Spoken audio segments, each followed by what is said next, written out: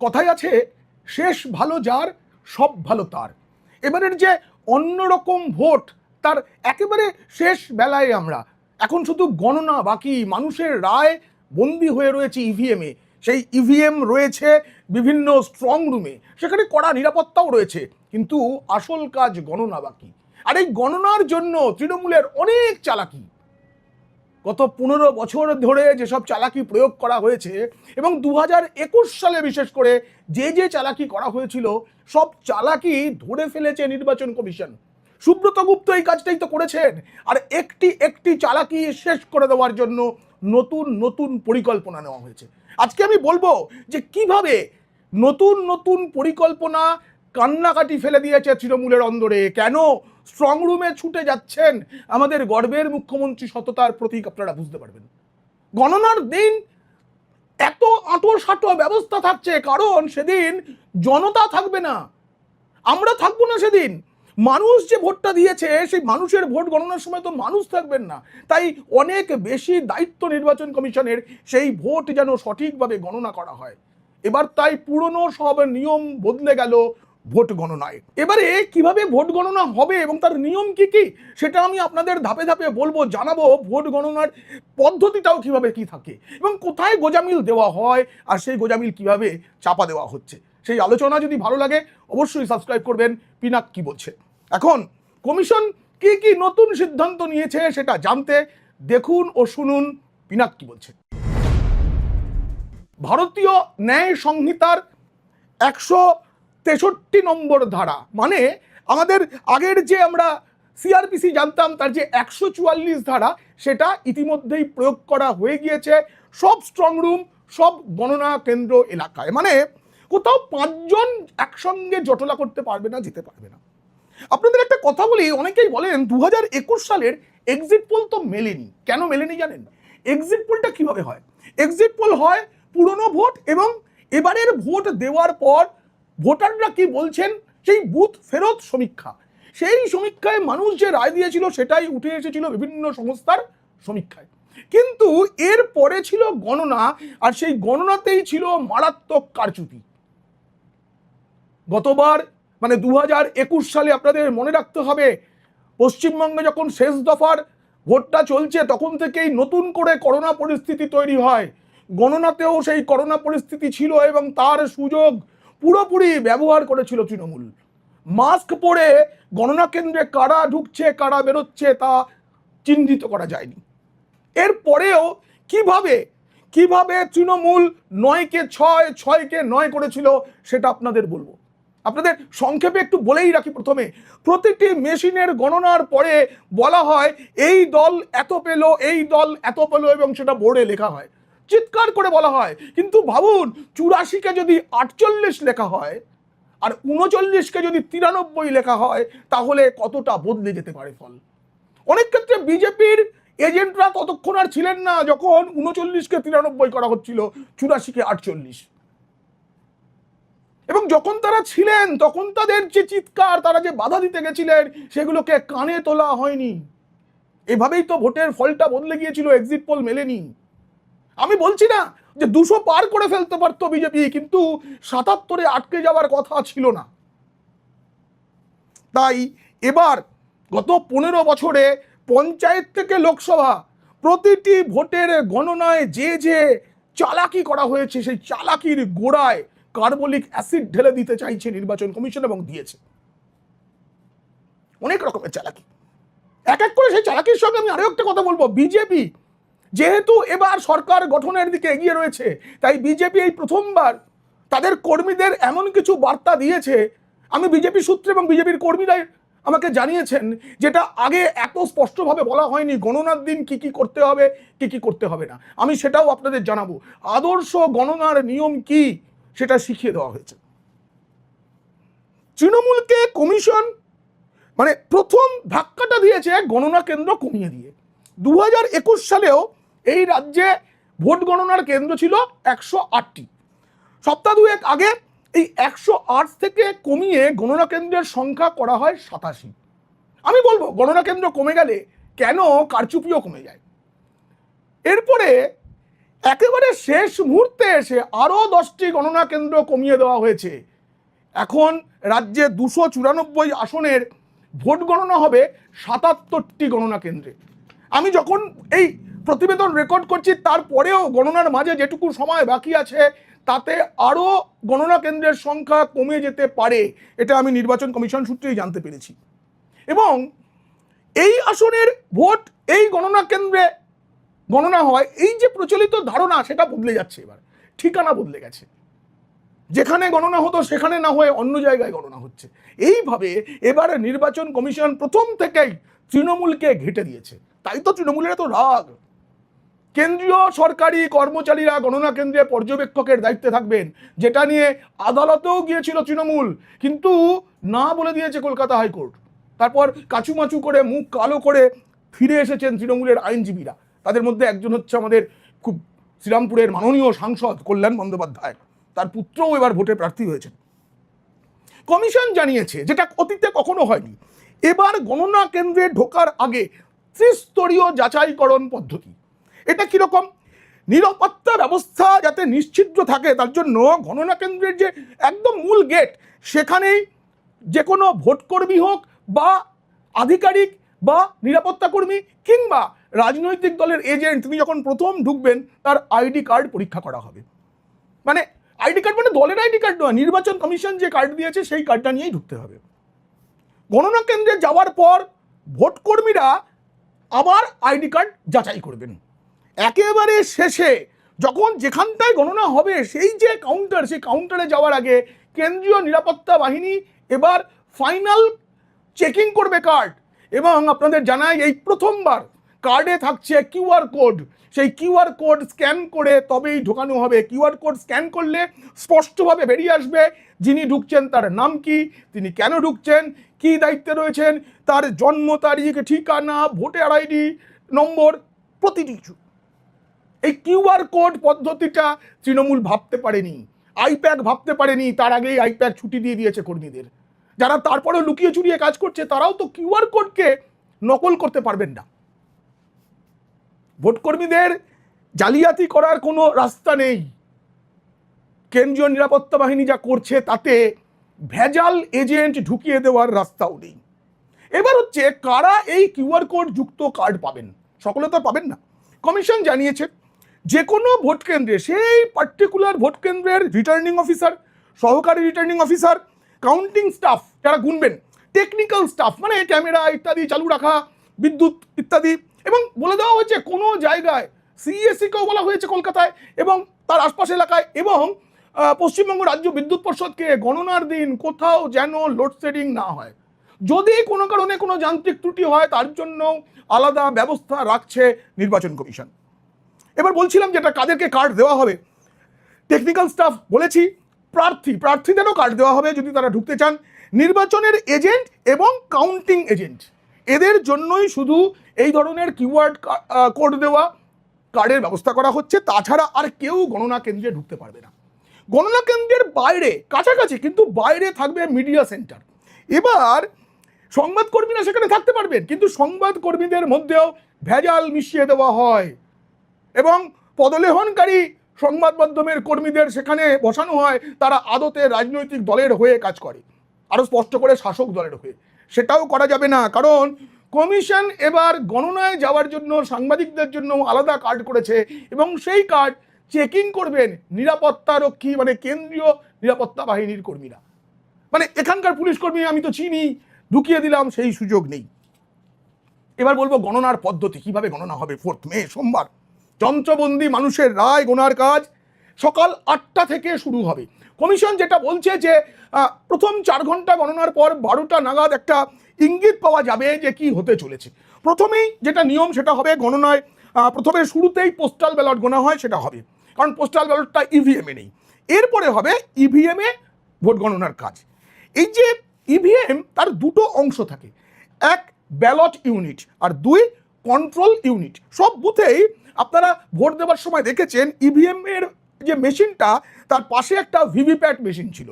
মানে ইভিএম এর বোতামটা টেপার পর এই ভিভিপ্যাট মেশিন দিয়ে একটা কাগজ নেমে এসেছে, সেখানে আপনারা দেখতে পেয়েছেন আপনি যাকে ভোট দিলেন তার প্রতীক এবং তার নামটার ভিভিপ্যাটে সেই কাগজটা নেমে আছে, সেখানে আপনার কোনো নাম পরিচয় কিছু নেই।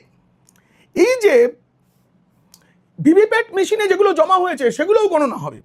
এইবারে বুথ এজেন্টরা প্রথমে যেটা করবেন, ভোট যখন শেষ হয়েছিল ভোটদান, তখন ওই বুথে যে এজেন্টরা ছিলেন তাদের সামনেই প্রতিটি ইভিএম সিল করা হয়েছিল, তারপরে সেগুলোকে স্ট্রং রুমে নিয়ে যাওয়া হয়।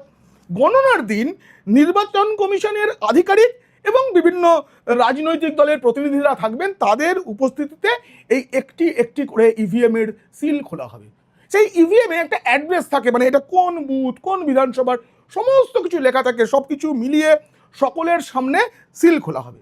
এই পর্যবেক্ষণটা করবেন সরকারি কর্মীরা, ওই যাদেরকে সরাবার জন্য আদালতে গিয়েছিলেন কল্যাণবাবু, তারপরে আদালত একবারে দূর করে দিয়েছে।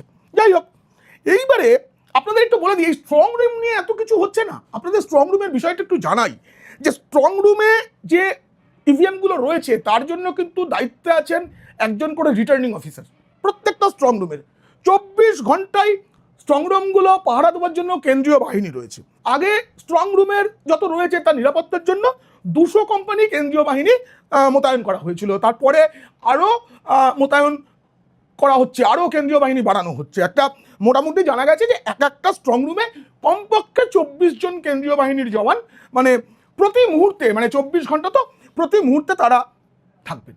গোটা স্ট্রং রুমটা সর্বক্ষণ সিসিটিভি ক্যামেরা, মানে সিসি ক্যামেরার অধীনে রয়েছে, প্রত্যেক মুহূর্তের ফুটেজ পাওয়া যাচ্ছে। কিন্তু স্ট্রং রুমের ভিতরে কোনো আলো জ্বালানো হয় না।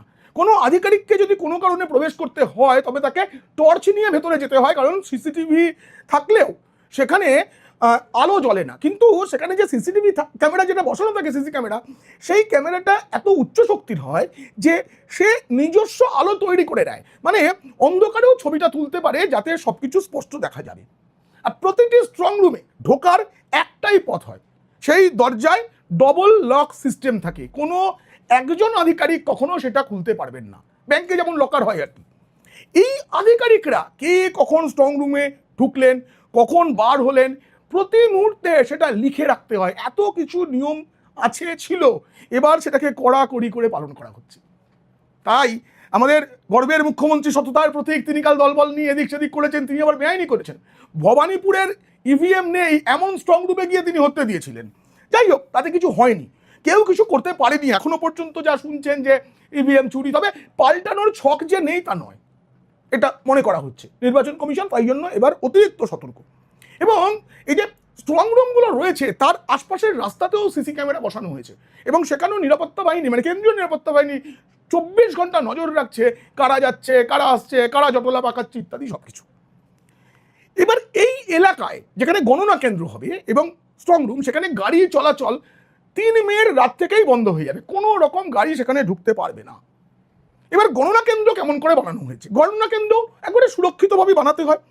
প্রতিটি কক্ষের জন্য একটা করে প্রবেশ পথ, একটা করে বাহির পথ আছে, মানে কেউ এলোমেলো বেরোনোর গেট দিয়ে ঢুকে পড়লাম, এটার সিস্টেমটাই নেই, ঠিক আছে, কারণ কিউআর কোড চেকিং হবে প্রবেশ পথে। গণনা কেন্দ্র যদি বড় হয় তবে সেটাকেও এটা নির্দিষ্ট মাপে দুটো ভাগ করে দুটো আলাদা জায়গা করা হয়েছে। কোনোভাবেই একটা ঘর থেকে, একটা গণনা কক্ষ থেকে আর একটা গণনা কক্ষে যাওয়ার সরাসরি কোনো রাস্তা রাখা হয়নি। মানে ধরুন একটা স্কুল বাড়ির একটা বড় রুম হয়েছে, সেখানে পাশাপাশি দুটো গণনা কক্ষ হয়েছে একই ঘরের মধ্যে, মাঝখানে প্লাই দিয়ে আলাদা করা আছে, কিন্তু সেখানে কোনো দরজা নেই। কাউকে যদি এই গণনা কক্ষ থেকে ওই গণনা কক্ষে যেতে হয় তাহলে এই বাহির পথ দিয়ে বেরিয়ে আবার দ্বিতীয় গণনা কক্ষের প্রবেশ পথ দিয়েই ঢুকতে হবে। এইভাবে রাজ্যের সর্বত্র গণনা কেন্দ্র বানানো হয়েছে। এবার এই গণনা কেন্দ্রে আবার ইভিএম নিয়ে যে আসা হবে তার যে পথ, সেই পথটা আবার এসবের থেকে আলাদা, আর একটা পথ থাকছে, কারণ ইভিএম একবার ঢুকবে সে তো আর বেরোবে না গণনার আগে, তাই তার শুধু ঢোকার পথ রয়েছে। গণনা কেন্দ্রের নিরাপত্তায় আগেই বলেছি ত্রিস্তরীয় ব্যবস্থা থাকছে, কিন্তু ত্রিস্তরীয় ব্যবস্থার মধ্যে একটা বিষয় আপনাদের বলে দিই, যে এই যে চারদিকের এলাকাটা গণনা কেন্দ্রের, সেখানে রাজ্য পুলিশকে দায়িত্ব দেওয়া হয়েছে, তারা নিরাপত্তা দেখবে, গাড়ি ঘোড়া নিয়ন্ত্রণ করবে, সব কিছু করবে, ভিড় সামলাবে। কিন্তু ভেতরে মধ্যেকারের যে অংশটা, সেখানে শুধুই কেন্দ্রীয় বাহিনী এবং কেন্দ্রীয় বাহিনী। সেখানে কেউ মোবাইল, দেশলাই, লাইটার, অস্ত্রশস্ত্র তো অনেক দূর, কোনো কিছু নিয়ে ভেতরে ঢুকতে পারবে না, কারণ ব্যালট বক্স, মানে ওই যেটা থেকে আমাদের ভিভিপ্যাটের যে ব্যালটগুলো বেরিয়ে আসবে সেটা, বা ইভিএম, এর ছবি তোলা নিষিদ্ধ। এখানে মোবাইল নিয়ে গণনা কক্ষে ঢুকতে পারবেন দুজন, এক হচ্ছেন রিটার্নিং অফিসার এবং দ্বিতীয়জন হচ্ছেন পর্যবেক্ষক। তারা ওই গণনা কেন্দ্রে কোনো প্রয়োজনে তারা যাতে ফোন ধরতে পারেন, ফোন করার জন্য নয়, তারা ফোন রিসিভ করতে পারবেন, তাদের কাছে ফোন থাকবে, আর কারো কাছে নেই। এবার সম্পূর্ণ গণনা কেন্দ্রে এমনভাবে সিসি ক্যামেরা লাগানো হচ্ছে যে ইভিএম এর সিল খোলা থেকে একেবারে গণনা শেষ ফল প্রকাশ এতক্ষণ পর্যন্ত গোটাটার ভিডিওগ্রাফি হবে। এবং স্ট্রং রুম খোলা থেকে, আমি একটু ভুল বললাম, স্ট্রং রুম খোলা হলো, সেখান থেকে ইভিএম আনা হলো, ভোট গণনা হলো, ফল ঘোষণা হলো, এই গোটাটা ভিডিওগ্রাফি হবে। এবং এই ভিডিওটাও আবার যত্ন করে রেখে দিতে হবে, সংরক্ষিত থাকবে, পরবর্তীকালে কোনো অভিযোগ উঠলে যাতে দেখা যায়।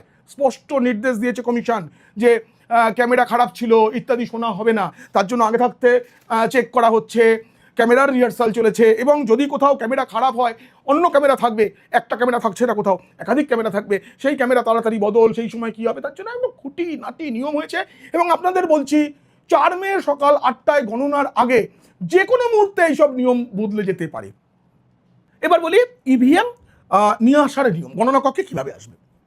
প্রথমে তো স্ট্রং রুম থেকে ভিডিওগ্রাফি হচ্ছে, সেখান থেকে নিয়ে আসা হলো, এর সিল এবং ট্যাগ ঠিক আছে কিনা এটা প্রথমে দেখবেন পর্যবেক্ষক, তারপরে গণনা কর্মীরা, এবং দেখানো হবে সব রাজনৈতিক দলের প্রতিনিধিদের। সকলে যখন হ্যাঁ বলবেন তখনই খোলা হবে। আপনারা জানেন অনেকেই যে প্রার্থী বা এজেন্টদের সামনে এটা খোলা হয়।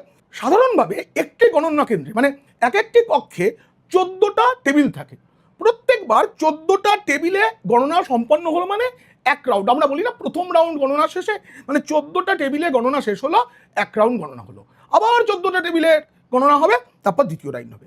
এইভাবে এই গণনা এবার কিভাবে হবে, ইভিএম এর যে কন্ট্রোল ইউনিট, মানে যেটা ভিভিপ্যাটের ইউনিট সেটা নয়, কন্ট্রোল ইউনিট, তাতেই একটা রেজাল্ট বলে একটা বোতাম আছে। এই বোতামটা টিপলে জানা যাবে ভোট সংখ্যা, মানে মোট কত ভোট পড়েছে সেটা দেখাবে, কোন প্রার্থী মানে 1 নম্বর প্রার্থী 2 নম্বর প্রার্থী কে কত ভোট পেয়েছেন সেটা দেখা যাবে। এইবারে এটা একটা নির্দিষ্ট ফর্মে লেখা হয়, এই লেখার সময়ই কারসাজিটা হয়। হতো 2026 সালের আগে পশ্চিমবঙ্গের রাজনীতিতে ভোট মেশিনারি বলে একটা শব্দ ছিল, যেটা ভোটার তালিকা তৈরি থেকে ভোটের ফল ঘোষণা পর্যন্ত কাজ করত। অভিধানে এই শব্দটা আর থাকবে কিনা এটা আমার সন্দেহ আছে, থাকাটা উচিত নয়। যে কোনো শুভচিন্তক মানুষ, গণতন্ত্রপ্রিয় মানুষ সেটাই চাইবেন যে ভোট মেশিনারি বলে কোনো শব্দ থাকবে না। যাই হোক, এইবারে যে নির্দিষ্ট ফর্ম, এই ফর্মের অনেক নিয়ম আমি বলবো আপনাদের। এই যে ফর্মে তোলা হবে প্রত্যেকটা রাউন্ডের শেষে, এবং গণনা শেষ হয়ে গেলে ওই মানে এই মানে কি বলবো, এই যে রেজাল্ট বোতাম টেপা, কন্ট্রোল ইউনিটের গণনা শেষ হয়ে গেল, এইবার ওই বুথের ভিভিপ্যাট স্লিপ গোনা হবে। এইবার দেখা হবে কন্ট্রোল ইউনিটে দেখা গেল তৃণমূল 123টি ভোট পেয়েছে, ভিভিপ্যাটেও 123টি পেয়েছে কিনা, 122 বা 124 হলে চলবে না, আবার গণনা হবে, এটাই নিয়ম। কিন্তু এটা করা হয় না, 124টা নিমেষে 142 হয়ে যায়। যতক্ষণ না ভিভিপ্যাট এবং কন্ট্রোল ইউনিটের গণনা সমান দাঁড়াচ্ছে ততক্ষণ গণনা হবে, কারণ এটা হতেই হবে, এটা নিয়ম, এটাই ঠিক, এটাই বৈজ্ঞানিক। গণনা কেন্দ্রে যে নিয়ম গণনা, তাতে দুটো গুরুত্বপূর্ণ ফর্ম থাকে, একটা হচ্ছে ফর্ম 17C আর একটা হচ্ছে ফর্ম 20। এই ফর্ম 70C এইটা পূরণ করেছেন প্রিসাইডিং অফিসার, যিনি ওই ভোট কেন্দ্রে ছিলেন। যে বুথ থেকে ওই ইভিএমটা এসেছে, সেই ইভিএমটা স্ট্রং রুমে পাঠানোর আগে ওই ফর্ম 17C পূরণ করে প্রিসাইডিং অফিসার লিখেছেন মোট এত ভোটার, তার মধ্যে এতজন ভোট দিয়েছেন, অতএব এই ইভিএমে এত ভোট আছে, কার ভোট কত সেটা জানা নেই, কিন্তু এত ভোট আছে। এই ফর্ম 17 প্রিসাইডিং অফিসার পূরণ করে দিয়েছেন, সেটা রাখা হবে। এইবারে দ্বিতীয় অংশ একটা আছে, সেইটা মানে পূরণ করবেন গণনা পর্যবেক্ষক। ওখানে যিনি পর্যবেক্ষক আছেন তিনি এই ফর্ম 17C পূরণ করবেন যে আগে প্রিসাইডিং অফিসারের দেওয়া তথ্য আর তার চোখের সামনে দেখা তথ্য মিলে গেল কিনা, মানে মোট ভোট কত সেটা একই দেখাচ্ছে কিনা। এই অংশে নোটায় কত ভোট পড়েছে, প্রতিটি প্রার্থী কত ভোট পেয়েছেন, এই সবটা আসবে। এই দ্বিতীয় অংশের ফলাফল প্রথম অংশের ভোটারের সঙ্গে মেলাতে হবে। মানে ধরুন একটা বুথে নোটা এত, কংগ্রেস এত, সিপিএম এত, তৃণমূল এত, বিজেপি এত, আইএসএফ এত, 5 জন নির্দল তারা এত এত ভোট পেয়েছেন, এই মোট ভোটটা যোগ করা হবে। এখন তো ভোট বাতিলের প্রশ্ন নেই, সব ভোটই পড়ছে যেখানে হোক। তো এই টোটাল যে ভোটটা সেইটা মিলিয়ে দেখা হবে যে কন্ট্রোল ইউনিটের রেজাল্ট টেপার সময় বা প্রিসাইডিং অফিসারের সই করা ফর্ম 17C-তে যেটা লেখা আছে তার সঙ্গে মিলল কিনা। যদি দুই হিসাব না মেলে তবে গণনায় অন্য কোনো গরমিল আছে বলে ধরে নেওয়া হবে, নতুন করে আবার পুরো ব্যবস্থাটা চলবে। এবার হচ্ছে ফর্ম 20। এই যে ফর্ম 20 বা 20, এটা হচ্ছে ভোট গণনার চূড়ান্ত ফলাফলের ফর্ম। এটা মানে এখানে পুরো কেন্দ্রের প্রতিটি প্রার্থী মোট কত ভোট পেয়েছেন সব একসঙ্গে লেখা থাকে। এখান থেকে জানা যায় প্রতিটি ভোট কেন্দ্র অনুযায়ী, বুথ অনুযায়ী ভোটের হিসেব, প্রার্থীর মোট ভোটের মানে এক একজন প্রার্থী মোট কত ভোট পেলেন, নোটা কত ভোট পেল এবং মোট ভোটার সংখ্যা কত ছিল, এর থেকেই শতাংশের হিসাব ইত্যাদি করা হয়। বুথ অনুযায়ী যে ভোটের হিসাব এটা এই ফর্ম 20 থেকে পাওয়া যায়। প্রতিটি গণনা টেবিলে ফর্ম 70C এর দ্বিতীয় অংশ প্রথমে নেওয়া হয়, সেখানকার তথ্য যোগ করে বানানো হয় ফর্ম 20 বা ফর্ম 20। প্রতিটি বুথের ফল লেখা হয় ফর্ম 20-তে। সেই ফল ঘোষণা করা হয় যে প্রথম রাউন্ডের শেষে এত ভোটে এগিয়ে রয়েছেন। এরকম করে প্রতিটি ফর্ম 20 যোগ করার পর সেটা ঘোষণা করা হয় কোন প্রার্থী জিতলেন, কোন প্রার্থী হারলেন। এই যে প্রতিটি সময় ফর্ম 20-তে কি লেখা হচ্ছে, এই লেখার কারচুপি ধরাটাই হচ্ছে সব থেকে বড় কাজ। তাই কাউন্টিং এজেন্টদের যে কাজটা হয় সেটা হচ্ছে প্রতিটি বুথ ধরে ধরে কোন প্রার্থী কত ভোট পেলেন সেটা লেখা, শুধু নিজেরটা নয়। একজন নির্দল 2টি ভোট পেয়েছেন সেটাও লেখা, কারণ সেই যোগফলটা মোট প্রদত্ত ভোটের সঙ্গে না মিললে বুঝতে হবে কোথাও গোলমাল আছে। এবার বলবো বিজেপি 2021 সালের অভিজ্ঞতা নিয়ে কর্মীদের কি কি প্রশিক্ষণ দিয়েছেন, এবং কর্মীরা বলছেন এইভাবে অতীতে পরামর্শ দেওয়া হয়নি। এবার বিশেষজ্ঞরা যারা দীর্ঘদিন ধরে কাউন্টিং এর কাজ করছেন তারা প্রতিটি বিষয় ধরে ধরে বলেছেন। নিয়ম অনুযায়ী যে কোনো কাউন্টিং হলে বেঞ্চ পাতা থাকে, সামনে কে বসবে পেছনে কে বসবে এইটা দখল করতে হয়। শাসক দল চিরকালই যেটা করে এসছে এই রাজ্যে, প্রথম সারিটা নিজেরা দখল করে নেয়, মাঝের সারিটা বিরোধীদের ছাড়ে, আবার একেবারে পিছনের সারিটা সেটা কি করে নিজেদের মানে শাসক দলের ডামি ক্যান্ডিডেট মানে নিজেদেরই এজেন্টদের বসায়। ফলে বিরোধীরা মাঝখানে স্যান্ডউইচের মতো হয়ে যান। এখানেই তো চলে চাপের খেলাটা, সামনে থেকে চাপ, পেছন থেকেও চাপ। এই চাপের মধ্যে কিন্তু মনে রাখতে হবে বিজেপি যেটা বলেছে, ভারতের সর্বভারতীয় দল এবার এই রাজ্যে ভোটে লড়ছে বিজেপি, কংগ্রেস, সিপিএম, বাকি সব আঞ্চলিক দল। সেই হিসাবে বিজেপি কর্মীরা যেন নিজেদের প্রথম বেঞ্চে মানে প্রথম সারিতে বসার জায়গাটা নিশ্চিত করেন, কারণ সেখান থেকেই তো সব থেকে ভালো দেখা যায়। এটা প্রথমে নিশ্চিত করতে হবে। গুরুত্বপূর্ণ মানে টেবিলের পজিশন অনুযায়ী কোথায় বসবো সেটা করতে হবে, যেটা 21 সালে বিজেপির কোনো এজেন্ট করতে পারেননি। তাদেরকে ঠেলে পেছনে সরিয়ে দেওয়া হয়েছিল এবং পেছন থেকেও চাপ রাখা হয়েছিল। এজেন্টদের ভয় দেখানোর জন্য আমি এজেন্টদের কাছে শুনেছি পিছন দিক থেকে সেফটি পিন, ছুঁচ এসব ফোটানো হয়েছিল পিঠে, সারাক্ষণ ইরিটেট করা হয়েছিল, মাথা গরম করিয়ে দেওয়া হচ্ছিল, ইচ্ছাকৃতভাবে একটা অরাজক, একটা আতঙ্কের আবহ তৈরি করা হয়েছিল। এমনকি এখানে যে সারাদিন গণনার জন্য যে বিজেপি কর্মীদের জন্য যে টিফিন খাবারের ব্যবস্থা ছিল সেগুলো লুট করা হয়েছিল। কত রকমের চালাকি। এবার এই ভিড় চাপ তৈরি করে এজেন্টদের কাজে যাতে বাধা দিতে না পারে তার জন্য নিরাপত্তা কর্মীরাও ব্যবস্থা রাখবেন, তারাও নজর রাখবেন কি করছে। ওই জন্য প্রবেশ পথ, করিডর এসব জায়গায় পর্যাপ্ত নজরদারি। অভিযোগ যদি কিছু ওঠে, বিজেপি নেতারা বলেছেন তৎক্ষণাৎ চিৎকার করে বলতে হবে এটা ভুল হচ্ছে। উদ্দেশ্য একটাই, শাসক দলের কর্মীরা সবসময় উত্তক্ত করতে চাইবে, উত্তেজিত করে দিতে চাইবে এবং গণনা প্রক্রিয়াকে দুর্বল করতে চাইবে। শেষ রাউন্ড গণনা, শেষ মেশিন গণনা না হওয়া পর্যন্ত কেউ যেন বেরিয়ে না আসেন। মাঝপথে বেরিয়ে গেলে পুরো প্রক্রিয়া শেষ। ফর্ম 70C এটা হচ্ছে একজন এজেন্টের কাছে সবচেয়ে বড় অস্ত্র। পুরো প্রতিটি বুথের মোট ফলের অফিসিয়াল রেকর্ড মানে কন্ট্রোল ইউনিটে দেখানো ভোট, সেটা ফর্ম 17C এর মোট ভোটের সাথে মিলছে কিনা সেটা দেখতে হবে। একটা ভোটও যদি কম বা বেশি হয় সঙ্গে সঙ্গে আপত্তি জানাতে হবে, কারণ এই আপত্তিটা না জানালে এবং প্রয়োজনে লিখিত আপত্তি জানাতে হবে। মেশিন যাচাই এটা খুব ক্রিটিক্যাল একটা বিষয়। কন্ট্রোল ইউনিটের সঙ্গে সিইউ নম্বর 17Cর সঙ্গে সেই কন্ট্রোল ইউনিটের নাম্বার এগুলো মিলিয়ে দেখতে হবে। বুথ অ্যাড্রেস ট্যাগ সেটা ভেরিফাই করতে হবে, কারণ এটা ভুল মেশিন যদি গণনায় চলে আসে তাহলে অনেক বড় অনিয়ম সেটা। প্রার্থী অনুযায়ী প্রত্যেকের নাম লিখতে হবে, এগুলো আমি বলেছি। মিসম্যাচ হলেই লিখিত আপত্তি, তার জন্য কোন ফর্মে লিখিত আপত্তি করতে হবে সেগুলো রেডি থাকবে। এবং প্রতিটি রাউন্ডে সতর্ক নজরদারি রাখতে হবে, নিজেদের খাতায় আলাদা করে রাউন্ড ওয়াইজ ট্যালি রাখতে হবে, রিটার্নিং অফিসারের ঘোষণার সঙ্গে সঙ্গে সেটা মিলিয়ে নিতে হবে। আর যদি কোনো বাধা, যদি কোনো ভীতির পরিবেশ তৈরি হয়, সঙ্গে সঙ্গে কেন্দ্রীয় নিরাপত্তা বাহিনী এবং সেই সঙ্গে কমিশনের আধিকারিকদের জানাতে হবে এবং উচ্চস্বরে চিৎকার করে বলতে হবে যাতে সবাই শুনতে পায়।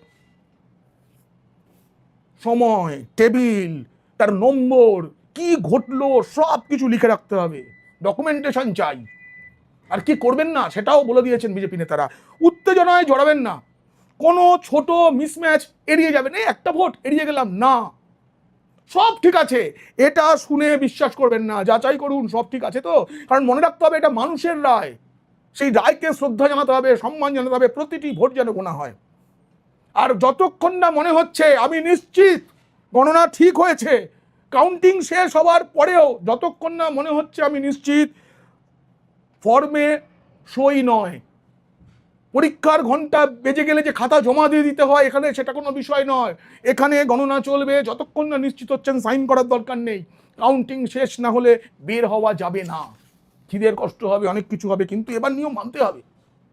দেখুন, ভগবান শ্রী রামচন্দ্র যখন বনবাসে চলে যাচ্ছেন তখন তিনি তো সব ছেড়ে দিয়েছেন, তার মুকুট খুলে রেখেছেন, তার গহনা খুলে রেখে দিয়েছেন, স্ত্রীকেও নিতে চাননি, তারা জোর করে গেছেন, সব কিছু ত্যাগ করে গেছিলেন, কিন্তু হাতের তীর ধনুক ভগবান রামচন্দ্র হাতে রেখেছিলেন কেন? হিন্দুত্বে তো হিংসা নেই, রামচন্দ্র কারোর ওপর হিংসা দেখানোর জন্য, আক্রমণ করার জন্য তীর ধনুক রাখেননি, আত্মরক্ষার জন্য রেখেছিলেন। এই আত্মরক্ষাটা খুব বড় জিনিস। ভোটারের যে রায়, সেই রায়কে রক্ষা করার জন্য আত্মরক্ষা করতে হবে, আত্মরক্ষার জন্য